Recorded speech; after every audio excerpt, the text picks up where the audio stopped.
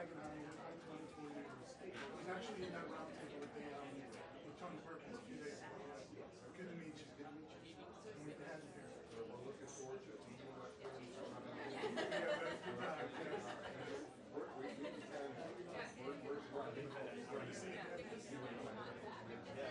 Get somebody in the face. Confirmed together? So what's on the document? Yes.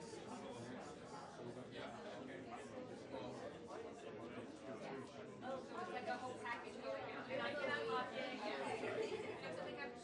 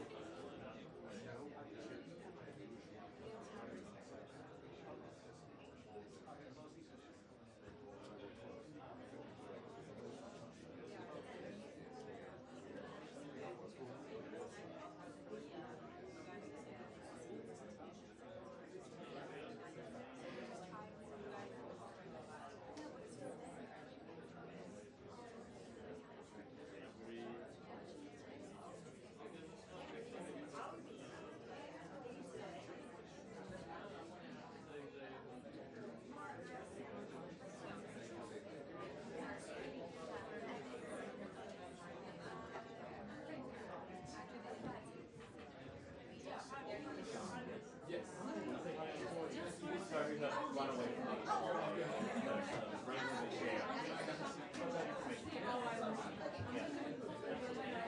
Yeah, hopefully we'll get started soon. So, Hey! Morning! Oh, nice to see you, dude. so glad you came today. Always, man. I gotta run back. Something Thanks for coming. I know we're short. Yeah, no worries. Anytime. Are you guys swapping? No, just for a second. Okay. I'm setting up my camera. I'm using her as a voice. I'm done. Thank you very much.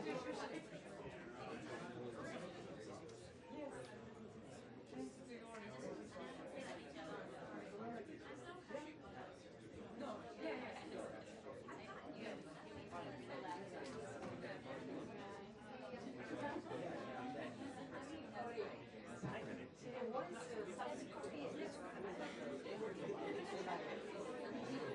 yeah.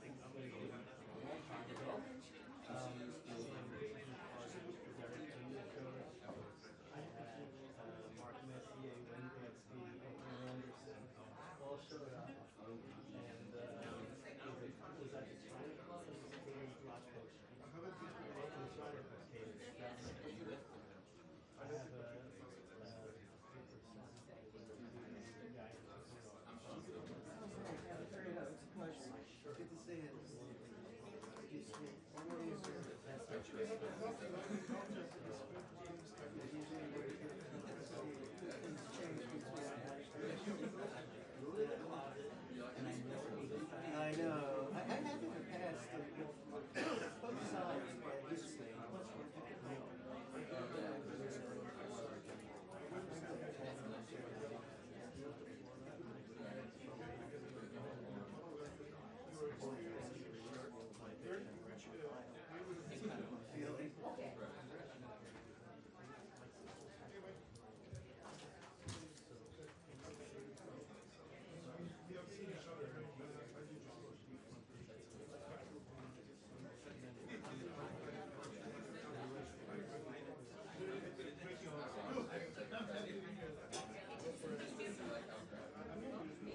Maybe.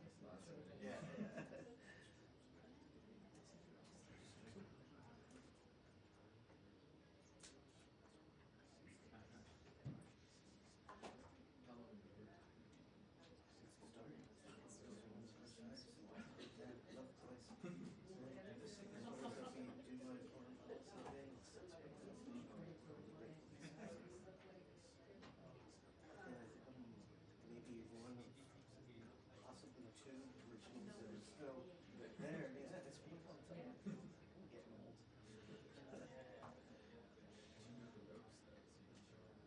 Yeah, kind of.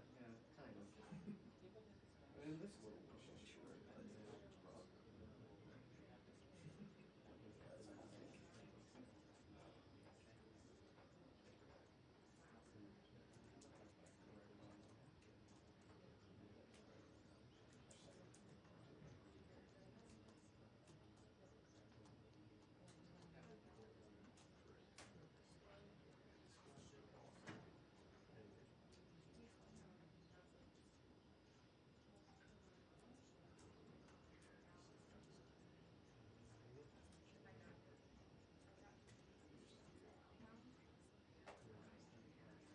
Not yet.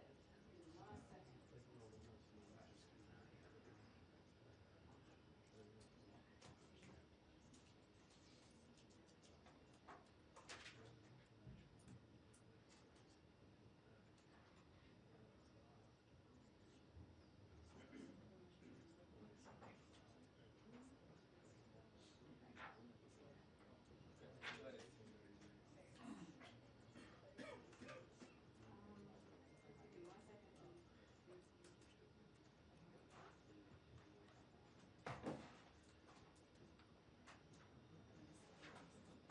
You already have it. Don't look for you. Give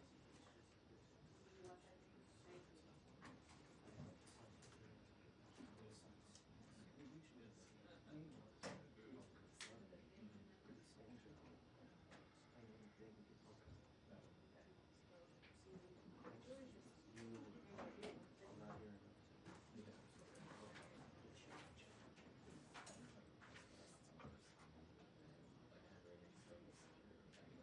There's a pair of hands and just a little booth. I'm sure.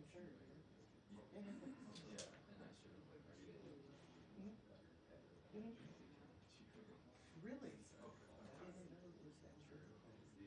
Well, before that was pretty true. I don't remember it being that difficult, but then I did. All those people, listen, all those people are already confirmed. They will still in the school. So I can't move you to Documents and second stuff floor. for tricks and all that thing. I would have them come outside on 23rd and I just give it to them so I didn't have to go inside the building to pay for it. It just makes it so much easier. That's what. Yes. What's up?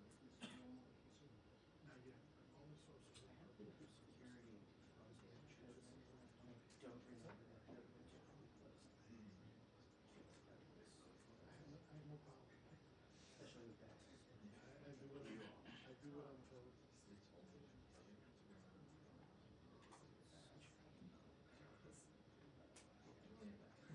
Yeah, usually what they have you do, I sound pretty bad. So many cords in there, it's a mess.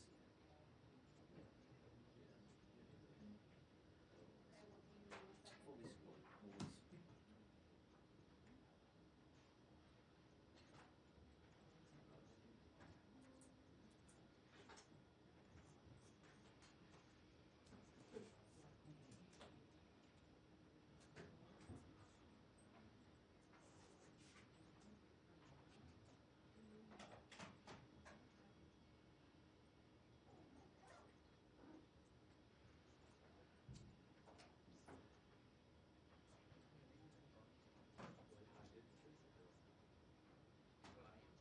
Okay, 1 second. I'm about to announce. For 1 second, okay? If you don't mind. So everyone, this whole second row is already confirmed. Those of you that's signing up, if you see an open seat except this one, you can just have a seat.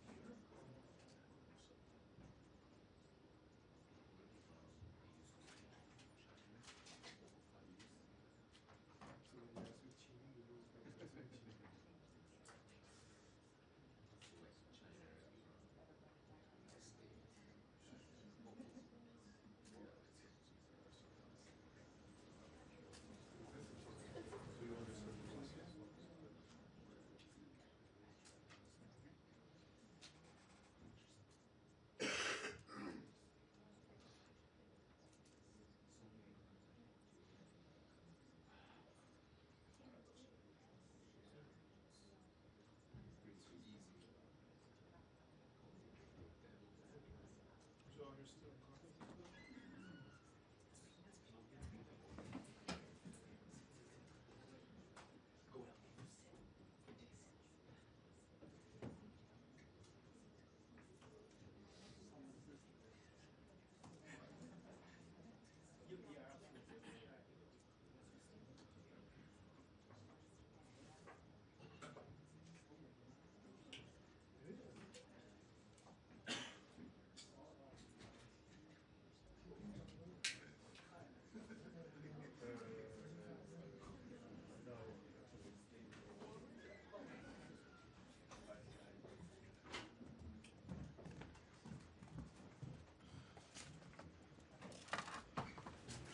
Thank you, ma'am.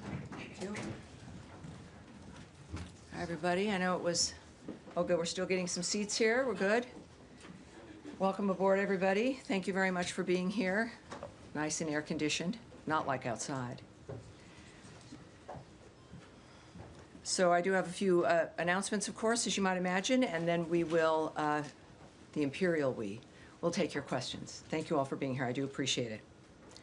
Under the leadership of President Trump and Secretary Marco Rubio, the United States continues to pursue a clear-eyed foreign policy that prioritizes the safety, prosperity, and global standing of the American people. Last week, the department welcomed delegations from the Democratic Republic of the Congo and Rwanda to Washington to support implementation of the June 27th peace agreement, led by senior advisor Boulos. These discussions focused on regional security, cooperation, and economic development, critical pillars for achieving lasting peace and prosperity in the Great Lakes region. And today, Denmark, Norway, and Sweden announced they would fund an additional $500 million package of U.S.-made equipment for Ukraine. In addition, yesterday, the Netherlands announced it will fund the first package of U.S.-made weapons and munitions, including Patriot missiles, worth over $500 million. Together, these deliveries total over $1 billion of life-saving, top-of-the-line American equipment that, as noted by Ambassador Whitaker, will allow Ukraine to, quote, protect critical infrastructure and civilian lives while also staying in the fight until a lasting ceasefire happens. These commitments deliver on President Trump's initiative to facilitate billions of dollars in investment to the United States defense industry and create American jobs while ensuring Europe can ultimately defend itself long-term. Additionally, today, the State Department published a temporary final rule in the Federal Register. I know that sounds kind of bureaucratic-like, for everyone watching at home. This is to implement a visa bond pilot program under the Immigration and Nationality Act, consistent with Executive Order 14159, beginning August 20th. Nationals of Malawi and Zambia applying for B1, B2 business and tourist visas will be required to post a bond of up to $15,000. This targeted common sense measure reinforces the administration's commitment to U.S. immigration law while deterring visa overstays. Now, turning to our disaster response for the Philippines.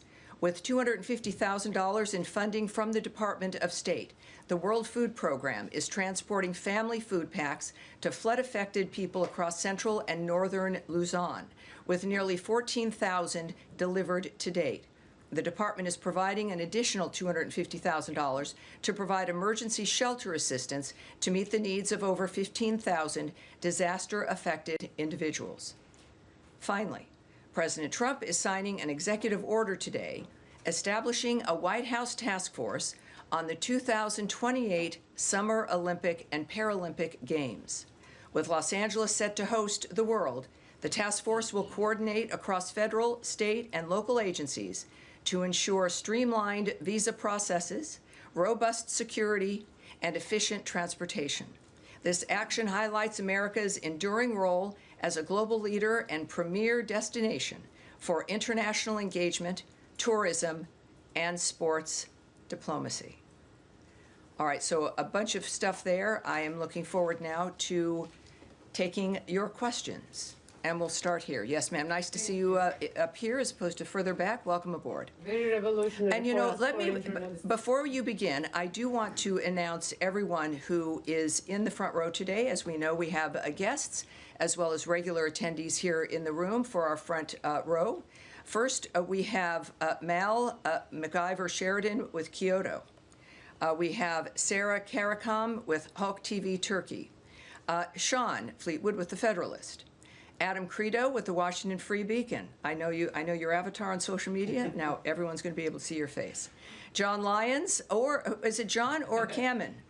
Kamen, welcome aboard. Kamen Gok with ABC Australia. And Jacob with the Times of Israel. Welcome aboard. Nice to see you again. Saw you this morning. All right, everyone. So now again, Sarah, let's start with you. Thank you very much. I want to start with Syria. SDF military leader Mazlum Abdi recently stated that Syria should adopt a decentralized structure where all groups have the right to self-governance. He added that a centralized system has already failed. He also said that during his meeting with U.S. Ambassador to Turkey and Special Envoy Thomas Barak, that Ms. Barak came to understand that Syria cannot be governed from a single center. Given that and considering Turkey's strong opposition to any form of Kurdish autonomy in the northeast due to SDF's ties to PKK, an organization that is reportedly now engaged in a disarmament reintegration process in Turkey, albeit with no formal outcome yet, does the U.S. support the SDF's apparent push to establish a parallel or federal governing structure rather than reintegrating into the central Syrian regime? Has the U.S. position on Syria's territorial integrity shifted or softened in any way? So in general about Syria, I think that this is important. First thing I want to do is read a tweet from Ambassador Barak, our ambassador to Turkey, as well as, of course, our special envoy there in the Middle East as well, Syria and Lebanon. He tweeted, disturbing violence erupted yesterday, this was on August 4th, I should say, in Sueda and in Manbij. Diplomacy is the best way to stop violence and build a peaceful, lasting solution. The United States is proud to have helped mediate a solution in Sueda and to be co-mediating with France the reintegration of the Northeast into a unified Syria. The path ahead belongs to Syrians, urging all sides to uphold calm and resolve differences through dialogue, not bloodshed. Syria deserves stability. Syrians deserve peace. When it comes to, I guess you're asking about Turkey and the single center governance, did you change your stance on that? Well, no, we, first of all, Ambassador Barak continues to engage all parties to ensure security and calm for all Syrians. But we are continuing to support dialogue with the Syrian government and the Syrian Democratic Forces aimed at integrating the SDF into the Syrian military. Of course, we welcome all productive meetings between the SDF and President al-Shura. We also support the SDF's intent to transform the current ceasefire in northeast Syria into a comprehensive and lasting peace. And of course, it will be up to Syria and the new government to move the country toward peace and prosperity. I can say that when we look at the notion of a comprehensive, inclusive government, of course, that is the way that it has to work. And I think, as we've talked before about places that have been unstable, that's been the point, is that we're working for stability. And I think our position previously still stands, certainly, and we continue with democracy being vitally important, as well as diplomacy when it comes to the nature of how we solve the problems there. A short follow-up, please. Is the U.S. following Turkey's newly formed parliamentary commission that is reportedly working to end PKK's armed campaign, potentially through reforms and in counterterrorism criminal legislation change for a peaceful transition? If so, how might that effort affect your approach to northern Syria and your ongoing partnerships on the ground? Well, first of all, we won't comment on actions that governments are taking internally when it comes to legislation or moves that they seek to make. Nor will I discuss the impact on what our negotiations might be or our relationship with other governments that are affected by something like that. At the same time, I'll take that back to a degree to see if there has been any remarks or elements that might be helpful. And again, for those watching at home, when we say we're going to take back a question, it means that we're going to get an answer to that question in some form and get it back directly to the reporter as well. So I think we've got a good track record in that regard. All right, yes, Leon. Yes, hi. Thanks, Tammy. I'd like to speak a little bit about Gaza. The Israeli Prime Minister had a cabinet meeting earlier. They're settling on a new plan for Gaza, which, according to certain reports, would mean reoccupying all of Gaza. What is the State Department's position on that? Would you support an occupation of all of Gaza? Well, of course, you know what we're focused on still, getting the hostages out after what we saw with videos over the last couple of days. It is a reminder to people about the evil that has been running this terror operation in Gaza via, of course, through Hamas. What I can tell you is that we would refer you in that instance regarding Israel's plans to the government of Israel. And regarding that reporting, again, reporting is one thing, real plans might be another. We are not in the business of interpreting statements from foreign governments when and if they're made. We do remain focused on freeing the hostages, including the remains of 2 Americans, and ensuring that Hamas never rules Gaza again. All right. Yes, sir, from Australia. Thank you, Tammy. For a country like Australia, even though we have a free trade agreement, we're now being hit with tariffs. The US is reviewing the AUKUS submarine agreement, and it seems our Prime Minister can't even get a meeting with your President. What does this say about the way the United States now views some of its relationships with its traditional allies? Well, I don't speak for President Trump, right? He's made clear his intentions and his efforts around the world. Here at the State Department, of course, we speak for the view and approach of Secretary Rubio. What I can say, though, is what President Trump has said publicly, which is that in the beginning of the tariff framework, it was to even the playing field, and then, yes, move into negotiations with countries around the world. So for more details about the timing and plans and conversations, I'd refer you to the White House. What I do know, of course, is that we enjoy a terrific relationship with Australia. We always have, and I think we expect to have that continue. I can say that our alliance has never been stronger or more important. We share the same values, beliefs, and goals. We have fought, of course, side by side in battles over the last 100 years. But I think that for President Trump's approach and attitude, it really is about America being as strong as she can be, which matters to the rest of the world and informs all the rest of our alliances and partnerships for our nation to be strong and as secure as we can be. Certainly, Australia and all of our partners around the world recognize this. It's been, I think, a very long time, which is why many people have been surprised that we're going to have conversations like this. We've seen his success. The money that has come into America as a tremendous supplier and supplier of goods around the world. So I think that that's what we can expect for Australia, as we do a number of other countries, of which we'll have the pleasure of being able to speak with the president and make their own arrangements as well in that regard. All right. Thank you, sir. All right. Yes, sir. Thank you, Mr. Bruce. So in recent weeks, we've seen the release of previously classified documents showing that then President Obama and his intel chiefs weaponized a 2017 Intel Community Assessment to push the lie that Trump colluded with Russia in the 2016 election. And in this ICA, which showed at the behest of Obama's intel chiefs, included weak and misinterpreted intel to push the notion that Russia wanted Trump to win the election. Meanwhile, the ICA did not include evidence showing the opposite. Many media and the Democrats have since clung to the Senate Intel Committee report and then Senator Rubio's work in drafting that report that said the ICA was fine and that they agreed with Obama's intel chiefs that Russia intervened to help Trump. So my question is, does Secretary Rubio agree with the media and other Democrats that there was nothing improper about the creation of the ICA, or do the recent documents that have been released change his views about the assessment? Well, I put out a statement myself responding to this when it first came up, and I've found that for you.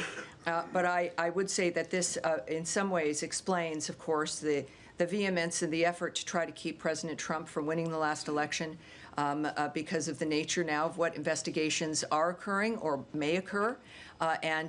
This is what the American people voted for. We saw a great deal going on that was improper, and so we look forward, of course, to what these investigations reveal. Regarding Secretary Rubio, as then Senator Rubio, my statement was this, I think maybe over a week ago. If the legacy media were at all curious about the facts of the matter, they would have found from then Senator Rubio's own statement from 2020 concurrence with DNI Gabbard's consequential findings. Then Senator Rubio determined that the use of the Steele dossier was, quote, very troubling, but even more so, he was alarmed by the behavior and the actions of the FBI in pursuit of what has now been confirmed as a dangerous hoax. His statement revealed serious wrongdoing leading to one of the most infamous political scandals in American history. And of course, I think that at that time was appropriate. As all of us who are here and grateful to be here and blessed to be here, we are also grateful for the American people seeing through that and putting President Trump back in office. A quick follow-up, if I may. Right, sure. So you're saying that Secretary Rubio disagrees with the assessment from Democrats and the media that the drafting of the ICA was on the up and up? Well, what I can say and what I always caution people in this room to not do is to not draw an extended conclusion about something that I presented. What I presented is what I presented. So I'm not going to expand more on that regarding what the Secretary thinks or might be considering. I won't get ahead of the Secretary in that regard. But I think it's pretty clear what his position is. Right, Daphne. Thank you so much. Just to follow up on my colleague's question on Gaza, Yes. have U.S. officials spoken with Netanyahu about this potential plan for a complete military takeover of Gaza? I won't remark on any conversations whether or not they have occurred. Okay, and then Axios is reporting that Witkoff and President Trump discussed plans for the U.S. to increase its role in providing humanitarian aid to Gaza. What will this look like, and how quickly will the U.S. act? I know Trump has mentioned food centers. Where does that stand now? Well, as we all know, every few minutes things change. When we say something's fluid on the ground, this couldn't be a better example of the nature of how things are moving. I can tell you that after the visit from Special Envoy Witkoff and Ambassador Huckabee, they went at the behest of the president, who wanted people on the ground to be able to report back to him exactly what was happening. Most of us, of course, are relying on reports from various areas. They have reported back to the president. What I won't do is get ahead of what the president will decide about what he's heard and the actions that he will decide to take. He will, obviously, he'll make that known to everyone. But what we do know, of course, from the beginning is that humanitarian aid has been at the heart of our action, not just for Gaza, but around the world, in my topper, as we call it. I mentioned, of course, our current standing with the Philippines and assistance there. But we do know, of course, just as a reminder for people who might not know, Special Envoy Witkoff spent over 5 hours inside Gaza this last weekend to assess the situation and to begin planning the best way to deliver urgent food and medical care to Gaza. And while we don't have anything to announce at this point, obviously it's rather early regarding the end result of that, that still remains our priority. All right. Yes, sir. Thank you. Also on Gaza, Yes. the Free Beacon reported last night about mounting concerns about the Red Cross and its failure to assess the Israeli hostages that are still being held there, especially after Hamas's latest videos came out. Folks I spoke to said to me that are actually looking at reassessing the U.S. relationship with the Red Cross because of this. So I wanted to ask you, one, about that. Is that an option with Congress to reassess the Red Cross's position over there? And two, what's your assessment of their job they've been doing in terms of accessing the Israeli hostages and providing them what appears to be much needed medical care? Well, I won't speak about the Red Cross or Israel's reaction to that. There's certainly many moving parts. We know that that is part of the nature of what Hamas tends to do. I believe that there were some requirements for them to allow that, but I won't get into those particular details. Obviously, though, with what we've seen with those videos, I've referred to Hamas as monsters in this room. They are clearly a terrorist group. Their main support has been Iran, and they are on their heels now. Clearly, the Middle East is changing, and it is a change that President Trump has asked to be one that is a reflection of new ideas, of having this be a durable peace, not this vicious circle of it happening several times during each generation as though this was some new normal. We reject that. It is clear that the time is now to make the difference for, it is about, of course, the Israeli people. But the nationalities involved in October 7th, the way that this affects the world as they continue to contribute to try to make a difference, it's a world we all deserve better. So at this point, I would say that when it comes to what Israel's planning, we will have to wait and see. And again, what the decisions that President Trump will announce when it comes to what the way is forward will, based on his pattern, will come up very quickly, perhaps sooner than most of us can imagine. But there is, on the hostages, what we saw, it is an astoundingly evil reminder of who they are in the midst of the conversation around the world. For them to feel comfortable then putting on full display their barbarity and their inhumanity tells you that they seem to feel pretty comfortable at the moment. All of us, the world was appalled. I mean, there's just no other way to describe it. But our leadership clearly is involved in looking to the future, and that is one that the Gazan people deserve and that everyone in the world deserve. Andrea Mitchell. Thank you so much, Tammy. I wanted to ask you what the State Department or Secretary Rubio's position is on what to do with warehoused excess food from USAID, some of which has not spoiled, biscuits in Dubai, peanut paste, and whether that should be distributed. It's all been paid for by the taxpayers. So is there a view toward whether it should be incinerated or distributed or some combination? Is there a plan afoot? Well, there's many moving parts, I can say. There is a dynamic involving various different considerations regarding expired food, regarding our Mexico City policy when it comes to certain items as well. And food, we discussed this before, but it's worth repeating.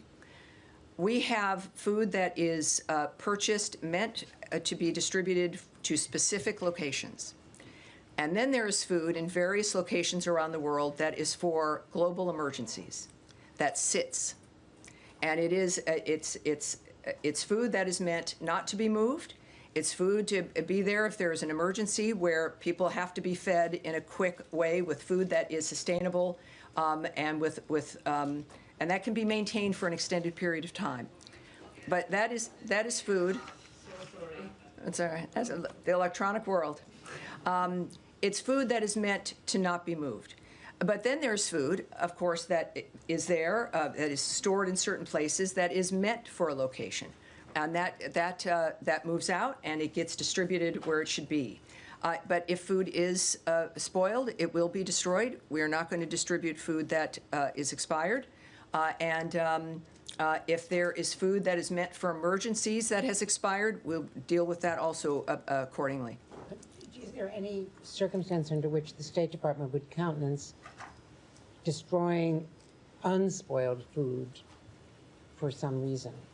Well, I again, don't know of all the circumstances. I can say that there could be a reason of all the things that exist around the world, whether it is the inability for us to move it, a refusal of a government to allow us access or to move it to another country. I can't speak. There are many, many different fronts about why certain decisions are made. What I can tell you is what I've watched over the last 6 months are people who've been here for years, sometimes decades. I see you, sir. Keep your hand down. Thank you very much.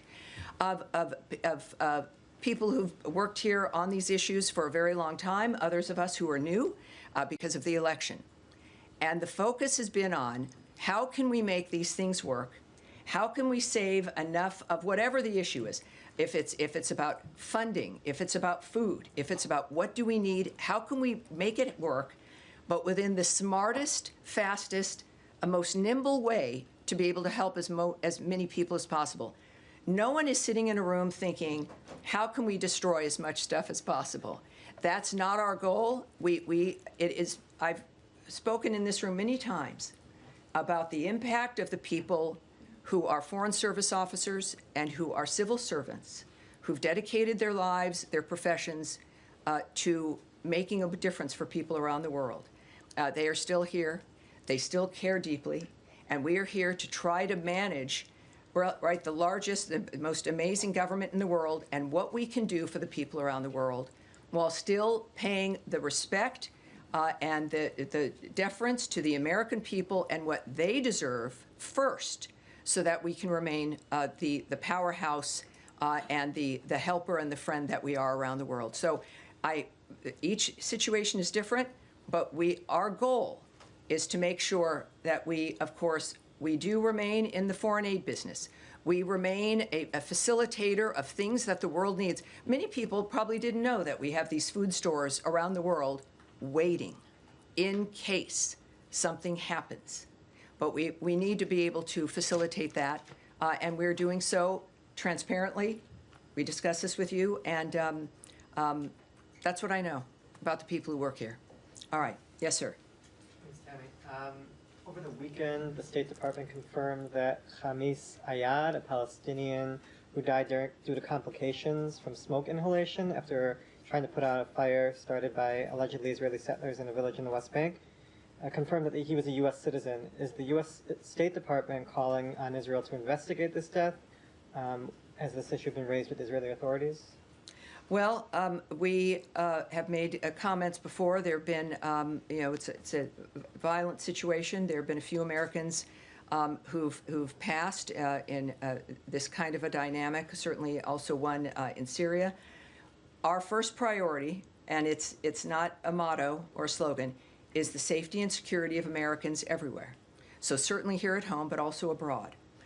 We know that when a death occurs in a foreign country, it's that foreign country's prerogative, right? They will be doing an investigation. We have called upon Israel to investigate, of course, each of these instances that they are, and that we wait to see what those investigations will be, and that's the case here in this situation. There's a great deal we of course still don't know, but that is something.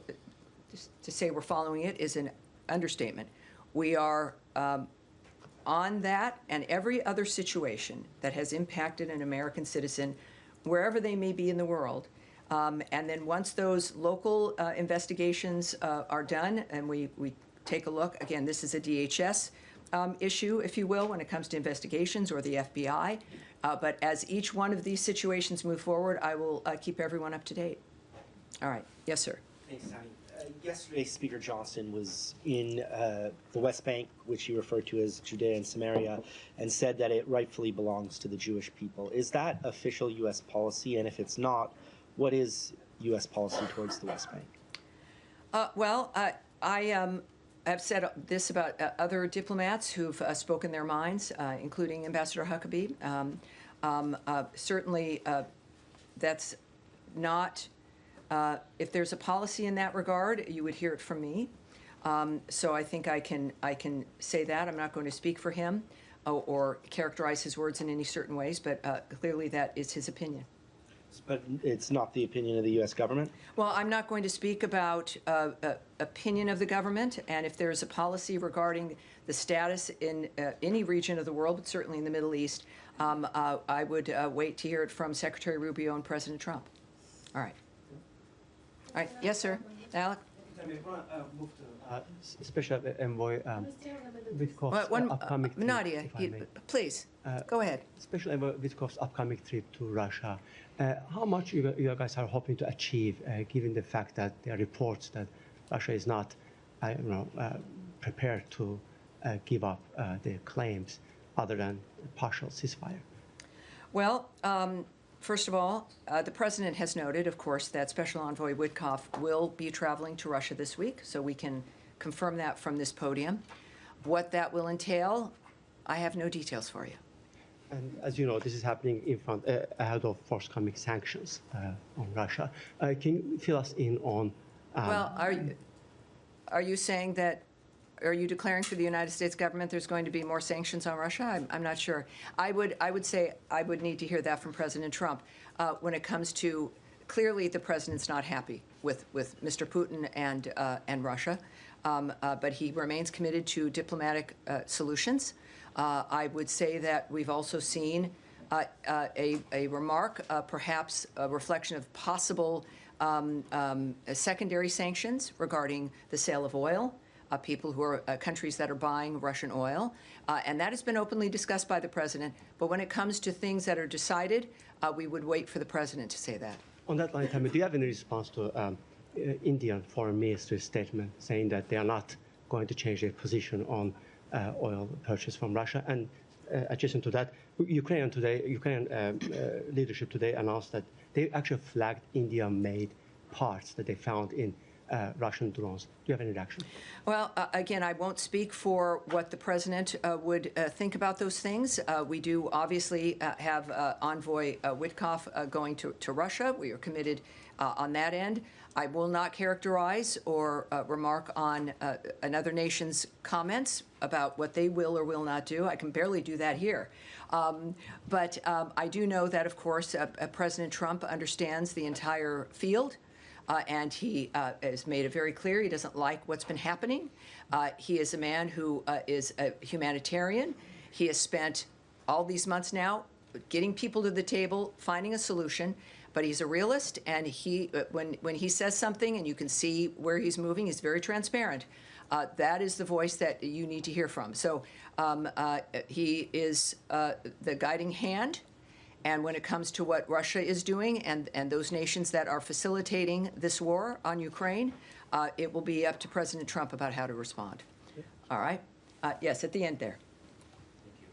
Tomorrow, August 6th, marks 80 years since the United States dropped the atomic bomb on Hiroshima. The U.S. ambassador to Japan will also participate in the event in Hiroshima. Do you have any comment on that? And what is the current administration's basic policy on nuclear weapons? Thank you. Yes, I do have a remark on that. Thank you, sir. So for tomorrow, 80 years ago, the United States and Japan concluded a devastating war in the Pacific. For 80 years, the United States and Japan, however, have stood shoulder to shoulder to safeguard peace and prosperity in the Pacific. Tomorrow marks a solemn day of reflection and remembrance as we honor the people of Hiroshima and their enduring message of peace and hope. For 80 years, their resilience has inspired the world, and their spirit of reconciliation has strengthened the U.S.-Japan alliance and our shared commitment to peace and prosperity. Today, our two nations stand together as close allies, facing the future with unity and purpose. By embracing the promise of possibility, we have forged a partnership that serves as a beacon of freedom and progress for the world. It is, if I may just add, that it is a perfect example of the nature of what can be accomplished with two nations when we work together, and the nature of friendship, the beauty of Japan, and the fact that we can stand here 80 years later and speak to that. I appreciate. Thanks for being here, sir. Yes, Thank Mike. you, Tammy. On Gaza Humanitarian Foundation, Special Envoy Witkoff at his tour inspection of GHF sites last week, we were initially told when the U.S. came aboard as a financial sponsor of GHF that there'd be an ongoing review, essentially to determine if the money is being spent in a wise manner. So a month on now, I guess, or a little bit more, can you point, I mean, beyond just the number of meals, and I know you say it's never enough, can you pinpoint down to a more micro level, A, B, and C is working really well, D, E, and F are areas of concern? Can you get into that assessment? Well, you know, I really can't. GHF could get into that, but I know the numbers get to be so big, it becomes something maybe that's not of interest, but it's over 1 million meals that have been distributed. I think that matters to the people that have been able to have those meals. And yes, he mentions the fact that it's never enough, because I remind people we don't expect it to be enough. And that's why we work to change the situation. I can refer you, though, also, again, to Special Envoy Witkoff's approach and his attitude, is that the visit was to make that determination about what else needed to happen in a framework that could be enough. And I've noted, of course, the only enough would be in an arena that was not a war zone, and where you could actually build and facilitate something that could serve the people of that region. Very quickly, President Trump remarked on Sunday evening he wasn't sure if Ambassador Waltz would be a member of the cabinet as the eventual UN ambassador, which was a change because Elise Stefanik was supposed to be. Secretary Rubio have a position as to whether he wants the UN ambassador to be in the cabinet? Well, I love when you ask me the questions that you know I can't answer. So I'm not going to speak to what the president is thinking or considering regarding the cabinet or what other elements might be involved. Nor will I talk about Secretary Rubio's opinion about what may or may not happen hypothetically. All right. Thank and you. now to Nadia. Thanks for your patience. Thank you so much, Tammy. I wanted to press you again on the Gaza plan. The president said clearly and many times that he wants to end wars in the Middle East, and I believe that's the secretary's position. Yes, that's true. How does Netanyahu's plan or proposed plan of reoccupying Gaza fits into this vision, considering that many people believe that without American weapons, Israel cannot carry with this war? So you have lots of leverage to advise Prime Minister Netanyahu whether to take this decision or not. Well, you know, what I do love is when you're in the Oval Office and you're able to ask President Trump a direct question, which you've been able to do, and it's been very impressive. That is a question for the president. I would say, though, that and I'm, again, thrilled to be here with his leadership, in that we've seen him display what his commitment has been, which is to stop the suffering, end the carnage, bring peace for the who wouldn't if you had the wherewithal to do it. Of course, that's what we're doing. I certainly won't speak to what Israel's plans are. There's been many reports. I'm not going to speak to news reports or what another government is planning or not planning. What I do know is that this government, the Trump administration, is focused on this. It's clear this is what they intend to do. He wants this to end. He said that from the beginning, that the actions that we would take, it wouldn't be about months or years, about meeting to have meetings, and that there's resolutions. As a businessman, you've got to have a point where something is developed and produced and done. So I would say that considering we know that the Secretary Rubio, of course, working very closely, and also as the acting NSA with the president in the White House, that we have, I would argue, the best minds in the world dealing with and deciding how to implement this notion that war-torn ravaging and suffering should never be someone's normal. That's what we will see from President Trump, Secretary Rubio, and this entire government as a whole. But we certainly won't comment on hypotheticals or speculating on what that might mean. The good news is you'll hear it right from them in a variety of different formats. That it's an exciting time to watch this. It's heartbreaking most of the time. It's exciting and hopeful part of the time. And I think we're going to get there. And All right. Ambassador Huckabee, how do we know that he's speaking his mind as an opinion and when he talks about U.S. policy? Because he reports to the secretary. So as a reporter, how do I know if he's just expressing his opinion about the settlement being part of Israel and when actually this is a policy, if the president or the secretary did not articulate that? So we're getting into a little bit of a conspiracy dynamic here. It's not really. But here's why there's this podium. We have a very particular structure, that the president speaks on the tarmacs. He has gaggles. Caroline Leavitt speaks for the approach of the president in the White House. I am here speaking regarding the approach as the voice of the State Department, regarding what our plans are. I obviously can't say everything to you. That's very apparent. But I endeavor to say as much as I can to give you details. There's no one in the world who is randomly going to be speaking about policy that is not evident, that you have not heard from, or is a policy of the State Department or the White House that is not either evident to you, has been said, has been put in a paper, a release, an op-ed, a readout. I would urge you to focus on the centers that have been created to offer what the policy of the State Department or of the White House, this government is. It's very obvious, and yet, of course, people will speak their mind. I would ask you to take everyone's comments as in that kind of situation as their opinion and speaking their mind. And it's why we love the diplomats of this country. We have some very smart, caring, passionate people. And he's one of them, and I adore him. Yes, sir, in the middle. Thank you. Thank you very much. I have two quick questions. Why are you so concerned about the militias bill in the Iraqi parliament? If passed, what will be the implication from American side? So the Iraqi militias in the parliament? Yes. I've got something for you regarding a bill. Yep. Are you alluding to the Yes. bill that has, all right, well, there's been some movement on that for those who might not know. There is a bill that has further institutionalizes armed groups associated with terrorist groups and Iran-backed groups, including several that have attacked U.S. interests and killed U.S. personnel.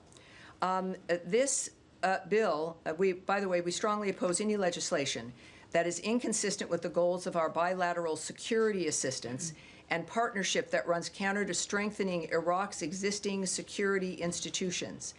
We support genuine Iraqi sovereignty, not legislation that turns Iraq into an Iranian satellite state. So, you know, that's our opinion regarding the bill. We also, can I say that, I think that's as much as I can say in that regard. That's as much as I can say today, but I'll be back with you Thursday and we'll likely try to have as much more as I possibly can. Second question, this week we remember the Yazidis who were targeted for genocide by ISIS terrorists 11 years ago. 1,000 lost their lives, at least 3,000 remain missing. How important do you think it is for all refugees to be able to return home to Sinjar? As you know, Sinjar is now under the control of the militias. It feels, you know, people will remember that. It feels like it was a million years ago, but it was a horrible dynamic that transpired as we watched these Yazidis targeted by ISIS. That time when ISIS was just a cancer running around the world effectively, but certainly through the Middle East, destroying people's lives. We were told that it would take 30 years to get rid of ISIS, that Muslims would be upset, as though Muslims like what's going on with this. They don't. This is not an issue. This was a horrible terrorist group. Of course, President Trump got into office and was not afraid of this, the nature of that. It would take forever. And he wiped them out in about 18 months. And we forget, we move on. There have been other horrible things that have happened. But we did that. And part of that massacre, part of that genocidal action throughout the Middle East, certainly at least, by ISIS, targeted the Yazidis. So, yes, this was 11 years ago. Thousands lost their lives. 2,700 remain missing, never found. And what I can say is this. It is important that survivors receive support as they pursue justice. Security and stability in Sinjar are key for the safe and voluntary and dignified return of the Yazidi community. Yazidis deserve the opportunity to rebuild their lives and homeland. So that's what we'll say there. Thank All right. you very much. Thank All right. you. All right. So, go ahead. Nice to see you. Nice to see you. Just to clarify on the question about GHF, did Special Envoy Witkoff come away favorably impressed with what he saw of its operations last week? Well, his statement, which I read at the beginning here, spoke to the fact that we're going to be continuing to look to how best to get humanitarian aid and to further our goal for the humanitarian aid. I have nothing further to say regarding his assessment of GHF or what that additional work or expansion might look like. Okay. And on his portfolio in Russia, there are reports that the Russians are proposing a limited air truce, a cessation of drone and missile activity. Would that be satisfactory to the U.S. in order to forestall sanctions? Well, I can't say anything about either one of those questions. First of all, I won't comment on or speculate on what a diplomatic choice would be regarding what's offered or what's not offered. I don't know that. Nor would I suggest that I would know what President Trump would find suitable. And that's who this decision rests with. And on the purchases of oil, I think both India and China have indicated that they fully intend to continue purchasing Russian oil, whether or not U.S. sanctions are imposed. Is the U.S. seeking additional leverage in order to change Russian behavior, or what other levers is it going to reach? Well, we know there's, of course, there's sanctions. There's what's known as secondary sanctions, which is what we're talking about now, sanctioning a country or a company or others that might be doing business with a country that we have sanctioned in this instance. I know that President Trump, as we all know, has many tools in his tool chest. This is one of them. He has invested a great deal and will continue to, regarding the wars and the conflicts around the world to stop them. And as a businessman, he likes to use, understandably, the tools that can make a difference with countries. We usually, of course, that is about economy, the economics of what's happening. And that's a very specific approach. It's something every country can understand. It's a role that America can play. And certainly at the direction of President Trump, it makes a huge difference in what certain countries feel. Whether that's enough for him, what else he might do, I won't get ahead of him or speculate. All right. Yes, sir? Excuse me, on Iran, the Iranian government has established a Supreme National Defense Council. How does the U.S. see this? Does this show that the Iranians are getting ready for further escalation? And are there chances of future talks between Iran and the U.S.? Well, we are aware of the reports that they've set up this new defense council following, of course, the 12-day war, the Iran-Israel conflict. And I have no further comment for you. Except maybe that. Yes. Yes, sir. Next to you. Yes. I was wondering if you have any update on the case of Saif al-Muslit, who was a Palestinian American, was killed a few weeks ago, last month to be exact. And Ambassador Huckabee said that he called on Israel to aggressively investigate the murder.